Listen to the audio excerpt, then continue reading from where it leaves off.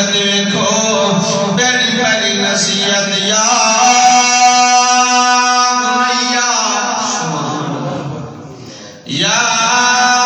بنیا اے میرے چھوٹے بیٹے لا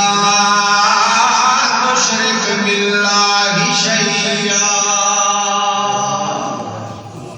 آنکھوں جو سبحان اللہ کوئی پابندی ہے یا بنیا اے میرے بیٹے لا تشرک باللہ شیئا اللہ دے نال کسی کو شریک نہیں ٹھہرانا فرمایا کیوں ان الشرک لظلم عظیم اے میرے بیٹے باقی بھی گناہ بڑے بڑے نے قتل کرنا بھی گناہ ہے زنا کرنا بھی گناہ ہے شراب پینا بھی بولو بولو ناحق قتل کرنا بھی گناہ ہے سارے بڑے بڑے گناہ نے لیکن انہاں دے بارے ظلم عظیم نہیں کیا شرک دے بارے فرمایا ان الشرک لظلم عظیم اے میرے پترا میری نصیحت تے میرا وعد ہویا کہ اللہ دے نال کسی کو شریک نہیں کرنا دوسرے مقام تے اللہ دا قرآن اعلان فرما رہا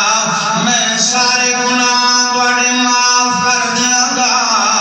ان اللہ لا یغفر ان یشرک بہ ویغفر ما